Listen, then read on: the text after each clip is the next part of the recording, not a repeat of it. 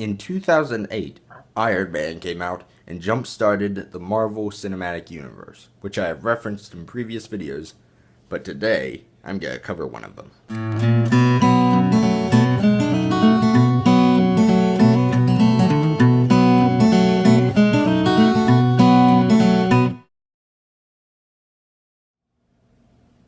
Want to know something I can't stand? Marvel fanboys. You know what I'm talking about, the people who hate everything DC and think everything Marvel is awesome. Those are the people I'm talking about. But just because the fan base of something is annoying doesn't mean that the thing that the fan base is of is bad. Marvel has been having some pretty consistent hits ever since 2002's Spider-Man. There have been some rocky places along the way, but overall it's been pretty consistent when it comes to quality. So why not look at some of the Marvel Cinematic Universe movies, starting with 2008's Iron Man, because, you know, that's the first one in the Cinematic Universe. Not the first Marvel movie, but first one in the Cinematic Universe. So I've decided that I'm going to cover that one today.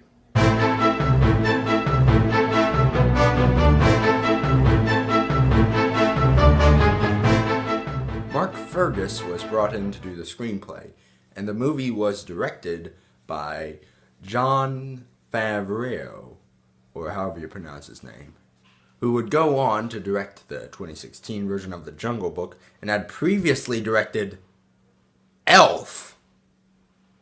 With one of the greatest superhero castings of all time, Robert Downey Jr. was cast to play Tony Stark / Iron Man. There is no human on this planet who can play Iron Man quite like Tony Stark. There is no human on this planet who can play Tony Stark / Iron Man like Robert Downey Jr. can. He is to Iron Man what Harrison Ford is to Han Solo. Also in the cast was Pepper Potts as Gwyneth Paltrow as Pepper Potts, and Obadiah Stane as Tony Stark. Jeff Bridges as Obadiah Stane. This movie tells the story of Tony Stark, a billionaire technological engineer genius guy who designs weapons for the US military. He also happens to be quite an irresponsible jerk. But that all changes one day when, during a ride through the deserts of Afghanistan, Tony Stark is captured by a group of terrorists using the very weapons that he designed. During the kidnapping, a missile lands next to Tony Stark and blows up, sending shrapnel into his chest. The terrorists imprison Tony in a cave out in the middle of nowhere, where the army has no hope of finding him. But while in the cave, he befriends another kidnapped engineer named Yinsen. Yinsen helps Tony and saves his life by attaching an electromagnet to his chest, which keeps the shrapnel from entering his heart. He also gives Tony some important life lessons about not wasting his life. The terrorists who kidnapped Tony demand that he build a missile for them and give him some scraps to use to build it. But instead of building a missile, he builds a giant battle suit with high-tech gadgets. And it might just be made of iron. I don't know. Yinsen sadly does not make it out alive, but Tony Stark, with his suit's bulletproof shell and deadly flamethrowers, escapes. Upon arriving back in America, Tony Stark, influenced by the tragedy that he saw out in the desert, decides to abandon the weapons department at Stark Industries. But a man at Stark Industries named Obadiah Stane, the second in command to Tony at the company, has other plans for the future of Stark Industries and for how Tony's technology will be used. And also, how long this movie will be. I first saw this movie when I was 8 years old, and it left quite an impression. I will never forget when I first saw that scene where Iron Man comes out of the cave where he's been imprisoned in wearing the prototype suit, and all the terrorist soldiers start shooting at him, but of course his suit protects them, and then after they've run out of bullets, Iron Man says, "My turn," and blasts them all away without breaking a sweat. When I first saw that as a kid, that scene made me laugh so hard that the Pepsi I was drinking came out to see what was going on.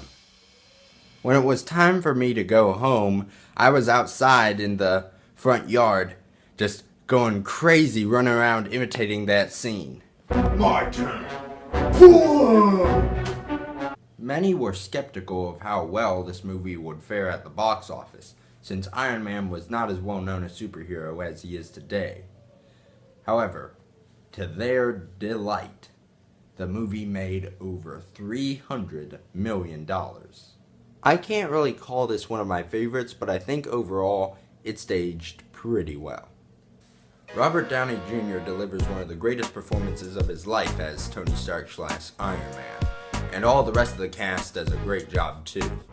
Jeff Bridges, who is actually pretty hard to recognize in this one, does a good job playing the villain at first, but in the last act he gets a little bit too extreme with it. But I'm not going to make this a spoiler review, so you'll just have to see the movie for yourself if you want to see why.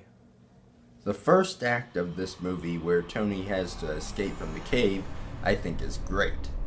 Tony's arc is good, the cinematography is good, the music by Raymond Doivavois, or however you say his name, is serviceable. Throughout the movie, it feels kind of like a video game score where it feels kind of just in the background, sort of. But in the first act, it really comes out, especially Iron Man's theme. Yinsen is also a pretty good character, and the terrorists are fairly threatening. The rest of the movie, I think, is fine.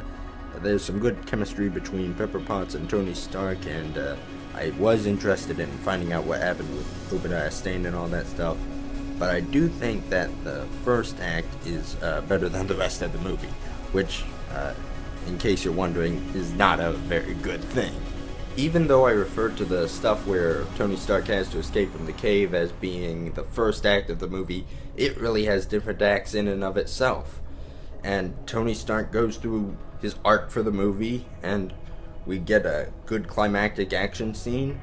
It really feels like its own thing and makes the rest of the movie feel kind of tacked on to make it feature length. But even with the second act of this movie and the third act, there's quite a lot of good stuff to sink your teeth into. Like I said, the chemistry between Pepper Potts and Tony Stark is pretty good. There's a twist near the end of the movie that, I'll admit, caught me off guard. And the final battle is pretty fun, despite it being tonally inconsistent with the rest of the movie in terms of dialogue. Dash, what did you think of the movie?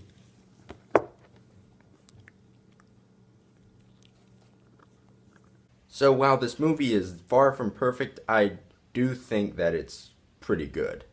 I don't quite as much like it as I do the first two Superman movies that I reviewed previously on this channel, but it definitely has its place in the Superhero Movie Hall of Fame. This has been Signature, and until next time, Hurricane Florence is going on outside my house. Literally. I'm not kidding. My windows are getting soaked.